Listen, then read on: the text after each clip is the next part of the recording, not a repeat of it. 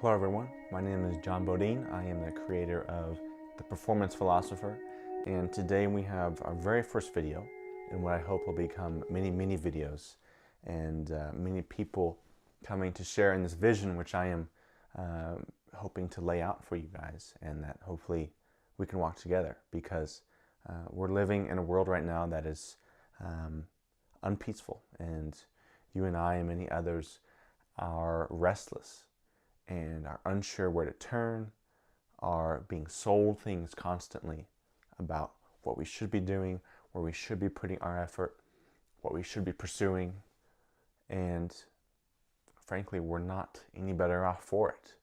And for those of you who are here, first of all, welcome. I'm so glad that you're here. I'm so glad that you have given me some of your time to speak with you and hopefully invite you and encourage you into a vision of a slightly different world than the one we have right now.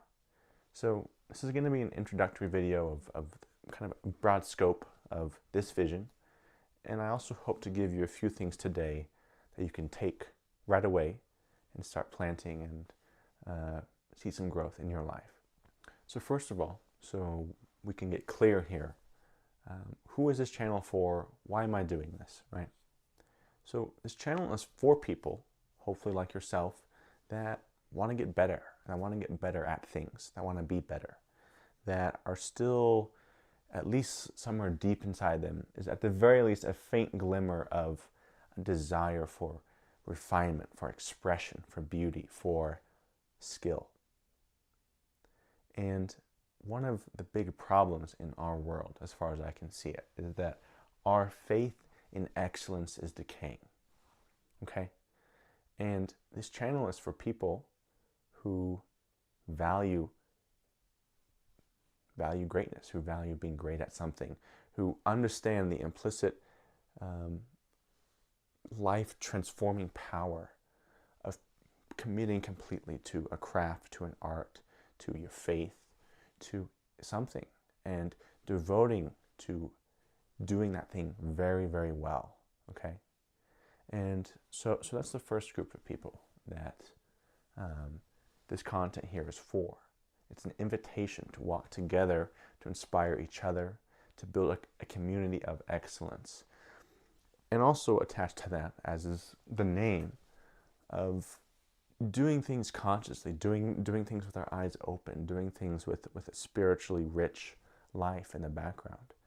Because, you know, you can look at a professional athlete who is extremely skilled at their craft, but they have lost their soul in it, or they don't have their soul in it. It's somewhere else, right? And we don't want to do that. We want people here, I want you and I want myself to have our lives so integrated with what we are doing, that our skill and our excellence is just an outpouring of our soul. It's a deeper root, and that we can't even help but try and become excellent at something. It's not that we have to force ourselves every morning just to grind to get better, right? It's a natural progression.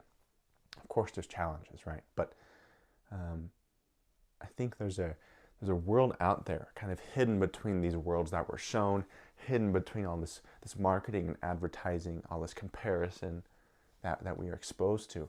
I think there's a hidden world in there that excellence and peace can exist together. And that is what I'm committed to here, is helping provide some of those tools, but also to talk about those tools and to invite other people to talk with me about those tools. But those tools are really in service of something deeper, because, you know, excellence for excellence sake is good, but it may not be great. I think what's great is, I believe what I mentioned earlier, that identity, which is down here, identity is at the front and center of doing anything well. And that is a lost teaching in our current world, I think. And that's a very big part of this vision that I am stitching out to invite you to. So that's the first group of people in pursuit of excellence, basically, right? The second group of people are people who are curious, or people who are ready for a change. Maybe they're not committed to doing something great with all their mind, heart, and soul. That's fine. but they are people who are looking, right? Who are open and trying different things, open to experimenting. I can tell you what this channel is not for is people who are consciously devoted not to improve, not to engage in their life in a meaningful way. People who are satisfied with basically the numbing pleasures that you and I are exposed to every day. Those people are not, this content is not for you, but it is for those who are either already committed to excellence or those who are searching and are willing to entertain some visions, some ideas, some tools, some conversations to do with this, what I believe is life transformational power of pursuing something with all that you have, right? So I'll tell you a little bit about my motivation for this. There's two main things here. Perhaps you can relate to one or two, or both of them. The first thing is I played basketball very seriously for many years. I pursued it with a kind of single-mindedness. I expanded my skill set. I watched it constantly. I trained. I built up my body. I built up my mind. And the value that I got from that pursuit, in my estimation, is incalculable. And the main reason why is because through my devotion to excellence in that craft of sports, of basketball, what I found was a process, were principles, were pieces of understanding that, to my surprise at the time, could move to any other context: academic, relational, nutritional, spiritual, even acquiring any new skill, anything. It was a transcendent understanding that kind of came over me as I dug deeper and deeper and deeper into pursuing excellence, right? And at times it felt tempting to view all that work as a loss because it didn't, my path with basketball changed and moved and didn't really go the direction I had thought it would for a while. But it came back around and reinvested in these other parts of my life that became pretty amazing, right? So that's the first thing that I want to share with you. The second thing is, when I went to college a number of years ago, I realized how disengaged, how apathetic, how out of touch my generation is. And many of you here, I believe you're probably part or close to my generation. Not all of you. You other ones are welcome here too. But that was an eye-opening experience for me of seeing people who, for all appearances' sake, were satisfied just to smoke weed and go to parties and sleep around and not have anything deep to hold on to, not have anything grounding them. It was just like they were floating without any conscious awareness. It's interesting, as advanced as our world has gotten, the people I was around in college, a lot of them were just felt almost like animals. They were just kind of asleep. There was this daze around them. And that's a problem. And it's a problem that is manifesting more and more in our world, that we are asleep, that we are suffering, that we are miserable, we are in internal division, and we are spending so much of our time with numbing pleasures, trying to numb ourselves, or just to experience some positivity, some excitement, and then back to this numbingness, right? And I understand that numbingness when things are bored or painful. We don't just want to sit there and just endure it. So I understand that. But at the same time, I don't want to live like that. And I think anyone who's living with eyes open can see the negative consequences of living just in this floaty, numbing space. And part of this channel is devoted to burn away that fog and wake up and help other people wake up, because our world is falling apart and we need to wake up, and we're asleep. We're very, very asleep. So a couple points here. The first one is just sort of a diagnosis of what's going on. You and I are bombarded every day by people who might be really good at something, an athlete, a gamer, a singer. And it can be very discouraging to start something, to pursue something excellent, when we're just surrounded by all this input of people who are really good at stuff. And we can live outside of ourselves in bad ways of like, oh, I shouldn't even try to pursue that because that person's so good at that, or et cetera, et cetera. It can kill the natural creativity and joy of getting better at something and starting from ground zero and finding ourselves as we move along the growth of that skill or that craft. So I guess it's an encouragement to see if you can let a couple of those comparisons go of what is something that you want to do. Maybe you want to write a story. Maybe you want to start playing basketball again. Maybe you want to start singing. Do you find yourself overwhelmed by these comparisons of people, of all the successful people who are really good at that thing? Do you find yourself overwhelmed by kind of this torturous comparison that you may have? We don't want to have that, and that's a barrier to pursuing what we were meant to pursue and pursuing it well, because by comparing us to someone else before we even start or as we're starting, it puts this roadblock in the way that doesn't need to be there. And we can let go of some of those comparisons and just move at our own pace anyway. We don't need to arrive tomorrow at a certain state of being great at something or being this or being that. We are on our own path. And one of the problems that is causing this apathy and disengagement is this idea, this value, this pressure that somehow we all have to be on the same path, the same cookie cutter path to success, even though our culture demands uniqueness and to be seen at the same time. It's kind of an ironic double entendre or double contradiction. So that's the first thing. And the second thing goes along with that of we are, due to this comparison, due to this unease, humans want peace, right? We want security, we want peace, we want joy, we want calmness, but we do not feel calm. We do not feel peaceful, especially in our world right now. So we are pursuing those things instead of embodying a state of peace, a state of calm, a state of here-ness, a state of sufficiency, and then using that to pursue whatever we want to or whatever we have to. It's a very different state to pursue this restless pursuit of peace rather than to pursue something with peace. And the question here, what is the difference? What is the difference between pursuing peace versus pursuing something else with peace? The difference is identity, of having an identity of already being sufficient in that area, and your pursuit of that skill or that craft is a natural expression, versus my identity is that I'm insufficient or that I can't be whole until I reach a certain external standard instead. And a lot of this channel, a lot of these videos, a lot of this content, a lot of the service I hope to facilitate is an invitation back to valuing identity, because we all want outcomes. We all want good outcomes. We want to have enough money, right? We want to have security. We want to perhaps have a nice car, live somewhere nice. Oh, that's fine. But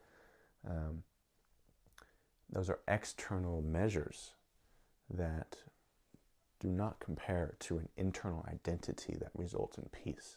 Because if you have peace, you are very rich indeed. I promise you that. So this is a binary that I want you to start thinking about of when you pursue something, when you're trying to get better at something, are you only peaceful when you reach a certain state or a certain standard or a certain goal? Or are you able to be peaceful along the journey of that pursuit? And I understand not peaceful every moment. I know there's frustration, there's setbacks, all that's fine. But do you come back? Is your home state some place of peace? And if it's not, perhaps we can open ourselves up to a search for how can we root ourselves in a state of peace. This next one is kind of my main problem with the world, if you will. Not this exactly, but I'll flesh it out. And that is that in our modern society, we have abandoned the dense and the rich and the beautiful daily processes of our lives in exchange for buying into the advertising, buying into what we're being sold about immediate, cheap outcomes that can fix your life. That one cog in the machine, or that one silver bullet, that if you just had this or had that or had this idea or able to afford that or had that one class or able to sell this, that your life would just transform into a utopian, hedonistic landscape. And it's not true.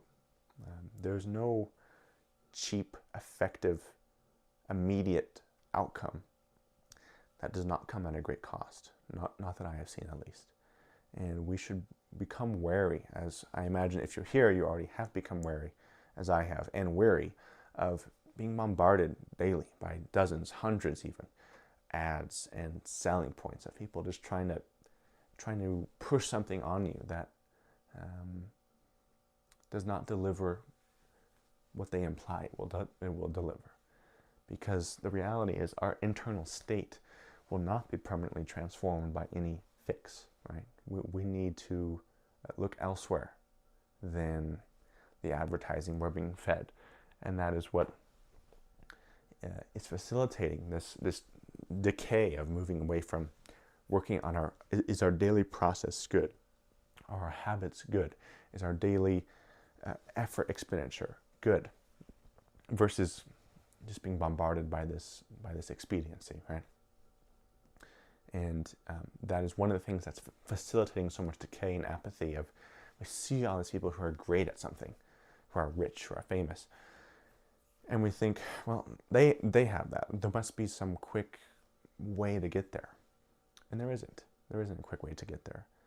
And what I hope to convince you along the way of these videos is, thank God there is not a quick way to get there, because most of the people who want the quick thing, if they had that thing, the only thing that's going to happen is, sure, they'll have those external accolades, but their internal identity is going to decay more and more and more.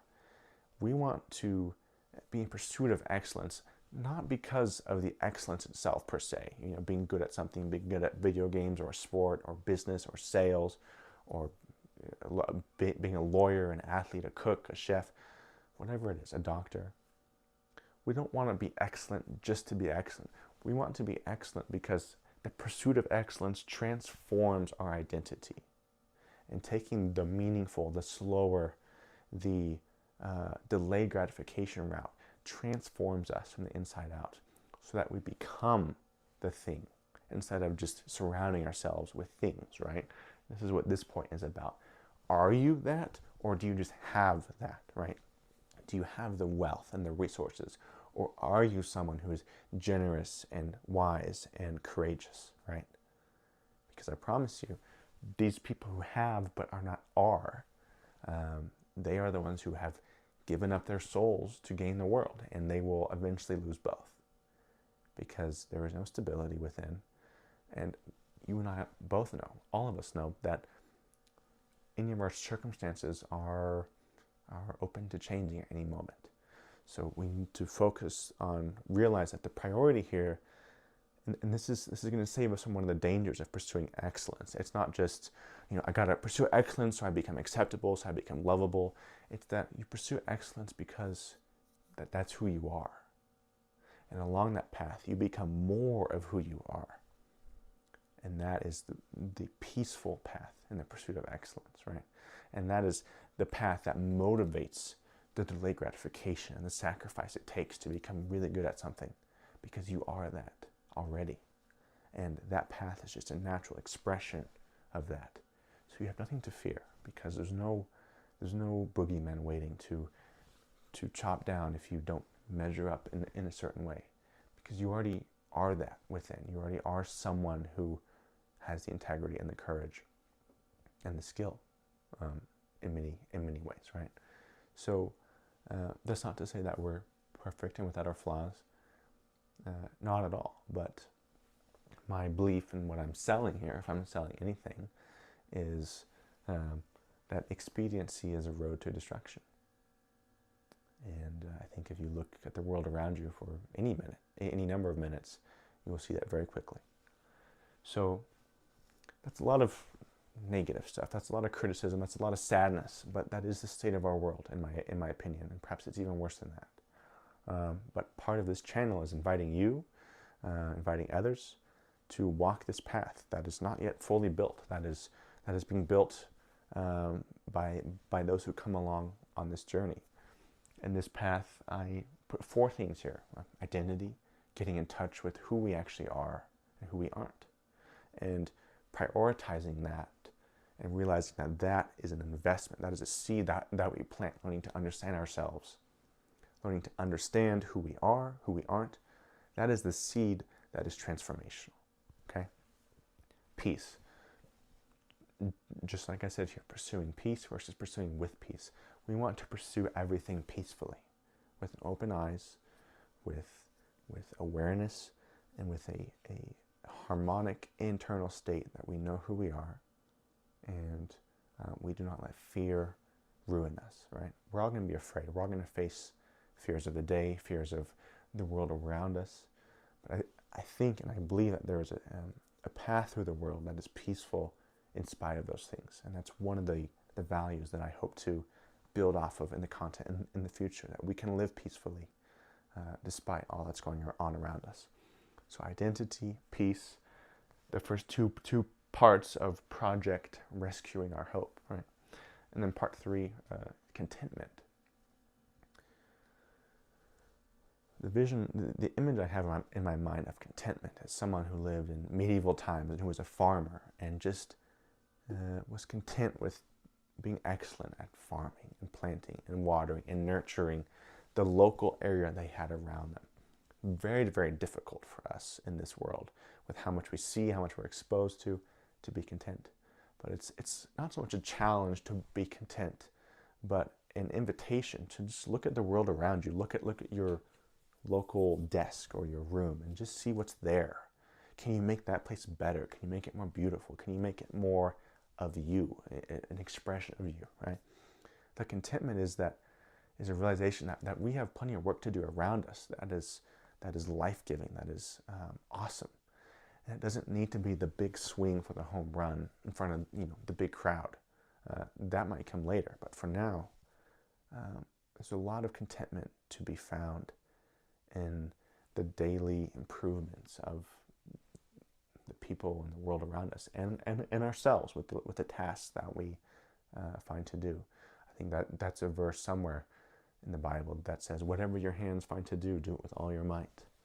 That's about contentment, I think. When we judge whatever task is before us as inferior, oftentimes that gets us in trouble. And if we just took a leap of faith, a small leap of faith, raking the yard or picking up some weeds or making a meal, that we can do that well. That contentment, that gratefulness, which comes out of contentment and vice versa, is transformational. And then the 4th one is engagement, and this kind of goes in line with these other 3. But boy, I think some of the happiest parts in life are when we're so deeply engaged in something that everything else falls away. And that is part of what I'm inviting you to here, is that we can live a life of deep engagement. But it requires us to sacrifice some things, to get in touch with ourselves, and to value a world of sharpness, of refinement, of learning, and taking the longer path, taking the path of the tortoise and not the hare, right? Because we will find our treasure sooner or later. And I think the lesson of especially contentment and engagement is that there's treasure in every day that we can find. It's not just what's at the very end of the road. It's right here, right now. There's little pieces just hanging in the air around us that we can grab, we can take into us, and they will enrich our lives. Okay, so that's most of what I have today. I did want to announce that I do have a book coming out, a short book on performance called The 9 Principles of Excellent Performance. Stay tuned for that. That'll be accessible hopefully in the near future. So whoever is here, whoever's watching this, welcome. If you have any comments, questions, insights, please let me know down below. This is an invitation to walk together here. I hope that this vision I laid out meant something to you. I hope that you got something from it. And I'm excited to continue the work on this vision. So hope you have a great rest of your day, and we'll see you next time.